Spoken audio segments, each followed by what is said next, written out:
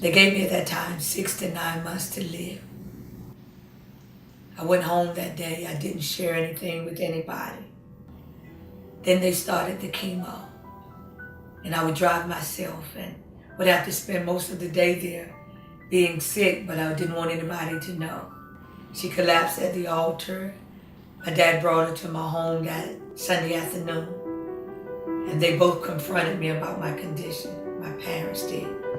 And that was the first time I publicly acknowledged that I had stage 4 cancer. And at that time, I was probably in the 6th month. My cancer had, of course, gotten worse. And when they put me in, I was told at that time that basically that was it. I was taken into a hospital room, put in the bed, and basically the lights dimmed. I couldn't open my eyes. Couldn't tell everybody that I could hear what they were saying. And then that Sunday morning, I recall everyone gathering in my room. Once they called, the hospice called, they were told that I could go to the hospital. And they took me there, my parents did. And I was just put there waiting for death. They told me it was a matter of time. I lost all consciousness.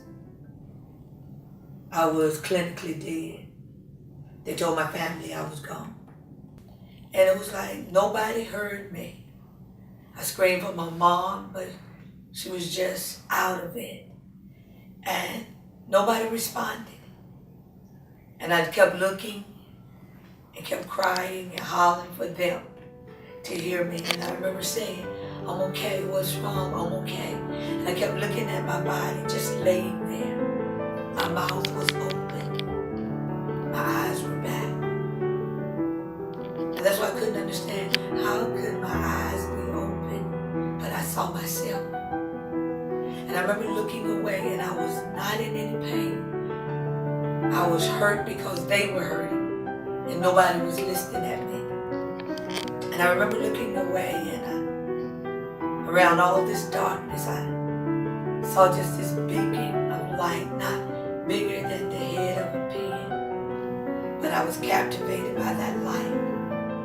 And the closer I got to the light, it seemed that it went from the size of a pin and it just began to open up.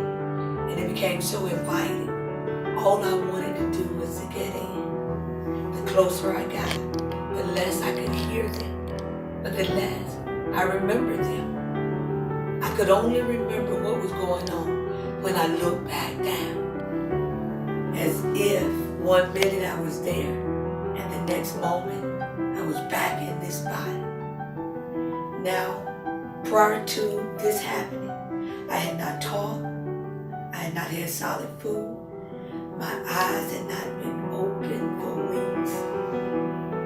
And all of a sudden, when I fell back into this body, I heard this voice say, not now. I literally sat up in the bed. I sat up and I said, the first words came out of my mouth. I said, I'm hungry. And the doctor spun around and looked. And it almost startled him because at that particular time, I didn't know that he had already told my family I was dead. And he rushed everybody out of the room and he said, Ms. Horton, you gave us a scare. We thought we had lost you. We thought you had left us. And I think that the Lord allowed me to have that experience so that I would know that if and when that time came for me, or for anyone else that I could share it with, that it was really nothing to be afraid of. That it was one of the most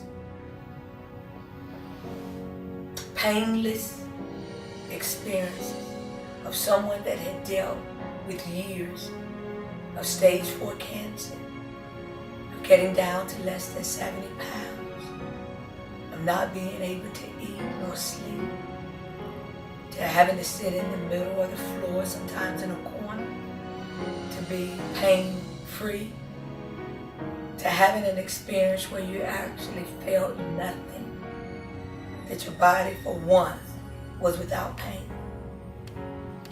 How are you still here on Broken Pieces? My faith my inner confidence, that validating myself, that realizing that there's always something to hold on to. There's always some good that can come out of the worst situation. There's always life after this. I chose to look at all of the shattered pieces and find a piece of hope that I labeled in each one of my struggles. Every one of my struggles, there's a piece that I've labeled that have brought me through it all.